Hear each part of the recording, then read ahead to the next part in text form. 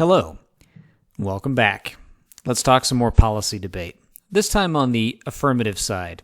We're going to talk about how to give a successful second affirmative constructive, or 2AC. We're going to talk about the techniques you need to use and some tips to do your best. 3 goals for the 2AC. First, you got to answer all of the negative arguments.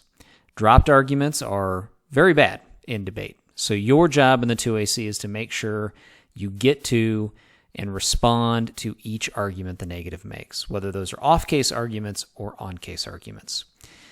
Then build and explain and expand upon the affirmative position that was read in the 1AC.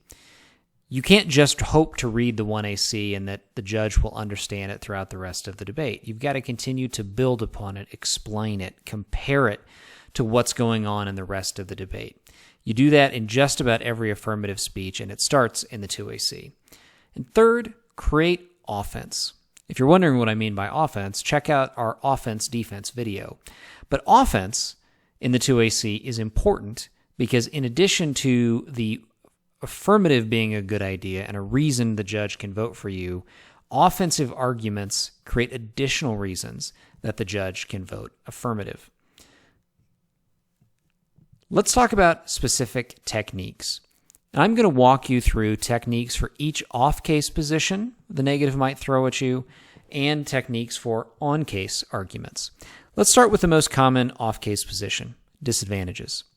4 tips here, or 4 techniques, if you will. You need to attack all parts of a disadvantage in the 2AC. So that means going after the uniqueness, link, and impact claims. You can attack the uniqueness by saying things like that the status quo is actually different than what the negative claims, or there is some inevitable change coming to the status quo.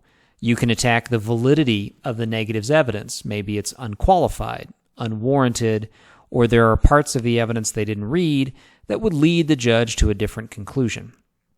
You can attack the link by saying perhaps there isn't a link because the plan doesn't result in a change to the status quo. Maybe you have found some evidence that actually enacting the plan would preserve the status quo in some sense or prevent a bad change to the status quo. Once again, you can go after the quality of your opponent's evidence. You can attack the impact claim by arguing that even if there is a change in the status quo, it's not going to lead to anything bad. You can minimize the harm that might result from whatever impact arguments they claim. You can, in order to create offense, argue that actually the thing they say is bad, their impact, it's actually good. You can also point out that there might be alternate causes or other things going on in the world that minimize or cause their impact argument.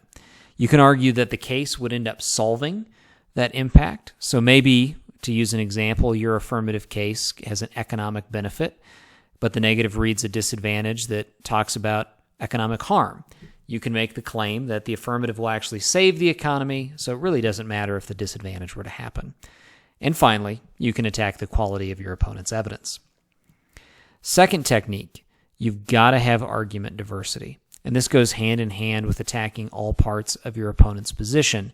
You've got to give the 1AR, if you're the 2AC, multiple avenues to attack the position and go for various arguments. Not only does it make the 1AR's job easier, and ultimately the 2AR's job, but it makes it much more difficult for the negative to extend a position when there are lots of different arguments they have to deal with. So that's mixing and matching the arguments we just talked about. It's mixing and matching evidence and analytical arguments. Again, piggybacking off of one of the goals, read offense if you can. Offense in the form of either impact turns or link turns. I talked about impact turns a moment ago. That's where you say that the impact is actually good. A link turn is a combination of 2 arguments. A non-unique argument, meaning you say that the status quo is actually different than what the negative claims, and then an argument that says that the plan, instead of changing the status quo, will lead to the status quo the negative claims. So you're saying that, to break it down in a more manageable terminology, what a link turn really says is that actually things are different than what the negative claims, but the affirmative is going to make a change that leads to what the negative thinks should be going on in the world. So it's a way to turn the disadvantage into an advantage for the affirmative. Let's talk about topicality. Very similar techniques here. You need to attack all parts of topicality. You need to have argument diversity. But the difference here is you should always answer topicality first in the 2AC, meaning in your order of arguments that you will address, topicality goes first. The reason for that is that if you drop topicality, there's no coming back from that. You will lose most every round. Whereas if you drop, for example, a disadvantage, well, that's not good, but you can argue that, for example, the case is so important, so beneficial, that it would outweigh any risk of the disadvantage. But you just can't do that with topicality. So answer it first, answer it with a diverse array of arguments, and then attack each part. Those parts, if you remember, are the interpretation or the definition of a word, a violation, why you have not fit within the meaning of that word, and then the standards or the impact arguments for why it's bad for you not to fit within the meaning of that word. So you can attack the definition by reading a different one. You can say, actually, the word means this, and we, the affirmative, fit within the actual definition. You can attack the violation by saying that you actually fit within the word that they have defined. We call that a we meet argument. For the standards, you can explain why perhaps those are bad measuring sticks, or why the negative's view of what a word means might be too narrow, and therefore it limits the debate. But you can attack those particular standards, and you should, because again, give yourself multiple ways to win. Counterplans. Won't go over too much detail here about attack all parts. You should be understanding the importance of that for all of these off-case positions. Go after solvency, go after flaws in the plan text that the negative presents, go after whether or not there's any net benefit to doing the counterplan over the affirmative. Here I'd like to talk about three things that don't quite fit within the parts of a counterplan. There is a concept in debate that we call permutations. Those apply to counterplans and critiques. A permutation is a fancy way of saying, could I do both the affirmative's policy proposal and the negative's policy proposal? If I can do them both at the same time, then you know what, let's just go ahead and vote affirmative, because those policies are not what we call mutually exclusive. Same thing with a critique. Can I embrace the alternative to the critique and the affirmative plan all at the same time? So you need to make a permutation that tells the judge, hey, look, we can do both of these at the same time. So vote affirmative to do both. Theory. Now, we'll talk about theory in much more detail in another video, but theoretical objections to a counterplan are similar to topicality in the sense that they argue that the method, manner, or type of counterplan the negative is presented is unfair for the game of debate.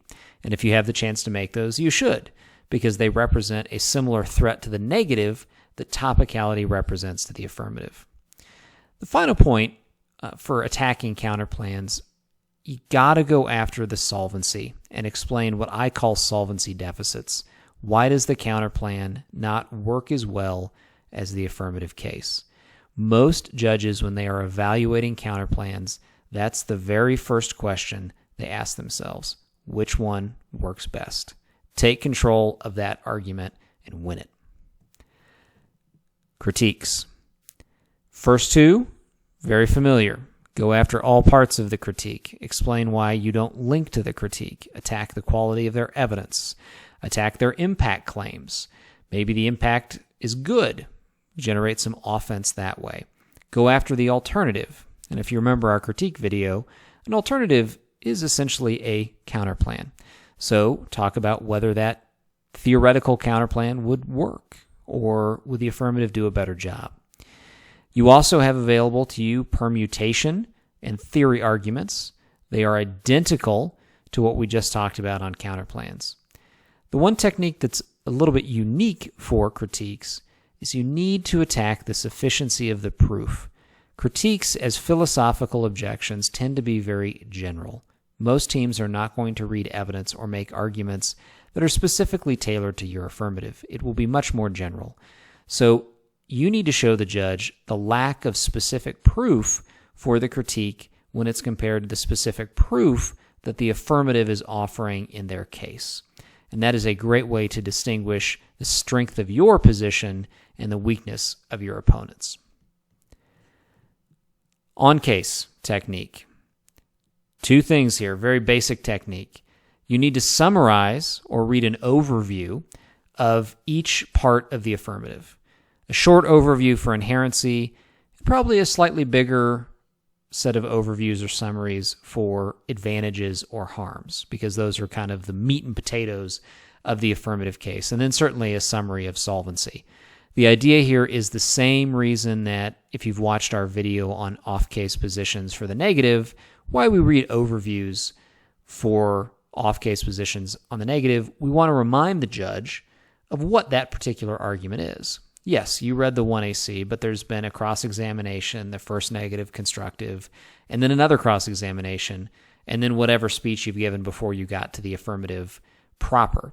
So remind the judge, get them on the same page, explain and persuade about what your case really is all about. Then go and respond to the negative arguments that are made on the case. You can apply 1AC evidence, because chances are, if the negative has attacked your solvency, for example, you have read evidence explaining why it actually does solve. Utilize that evidence. Attack the negative evidence. Explain the weakness. Same thing here. Whether it's unqualified, unwarranted, inapplicable, go after the evidence. And then, if you need to read additional pieces of evidence to support your position or respond to a negative position, do so. Add-ons. Not something you see a lot in debate, but I think worth mentioning and thinking about when you're giving a 2AC. These are new advantages. So sometimes we will read 2 harms or 2 advantages in our first speech, and maybe we've written a 3rd or a 4th or even a 5th, and we just don't have time to read them. Well, if you can create a short version of that, and you have time in the 2AC, read it. It creates an additional reason why the case is a good idea and makes it harder for the negative to deal with the affirmative's position. So new advantage, keep it short, and select the time to read it when it's germane to the debate. We talked about back on disadvantages in answering those, that if you can say the affirmative solves the disadvantage, then that's a really strong position to take. So for example, let's say you didn't read an economic argument in the affirmative case proper, and the negative reads an economic-based disadvantage. Well, if you have an add-on or a short advantage that says the affirmative is beneficial for the economy, read that, because it pushes back against the disadvantage and allows you to say you solve it. Tips for success. Block out the 2AC. The 2AC should always be a prepared speech. You should be reading more than making it up. Now, sometimes a negative team will read a position you've never heard before. That does happen. So you'll have to, make up arguments in the round. But we should be able to anticipate the most of the arguments teams will make against us, and therefore we should be prepared with pre-written responses. Second, you got to manage your time. You got 8 minutes. You typically are going to have a lot of arguments to cover. So be strategic and allocate your time. Decide that you want to spend a minute answering a disadvantage, 2 minutes on the case, 45 seconds on topicality, 3 minutes on a critique, or whatever in your judgment the round calls for to put yourself in the best position to win. Now, the best way to figure out how to allocate time is to know before you ever start reading arguments in the 2AC how long it's going to take you to make those arguments. Some of you may be wondering, how do I do that? The answer is simple. Write out a block beforehand, read it, and time it. And then you'll know if someone reads a particular disadvantage, you can get through that block in a minute 15. So you know how much time maximum you could allocate and get through all those arguments. And then you can be flexible if need be. Identify key arguments. The 2AC's job, although it is to cover all negative positions, isn't just to treat them all equally. Some negative arguments will be better than others. Identify the threats to the affirmative. Prioritize them and spend most of your time defeating those. Don't feel like if the negative is made a clearly weak or inapplicable argument that it should be treated the same as one that actually represents a threat. Use your judgment, figure out the ways the negative can win, and shut those doors first. Finally, remember, winning the debate for the affirmative starts with the 2AC. The 2AC is where you set yourself up for success. It's where you outline the strategies for dealing with off-case positions and decide and build upon key 1AC positions. It's where you start the chess game. So similar, if you've listened to the negative block video, think ahead of time. What are the key arguments in your blocks that you want to go for, in the arguments you've written out ahead of time? Sit down with your partner and say, these are the things that we are strongest on, and go for those. But play the chess game long before you ever get into the round.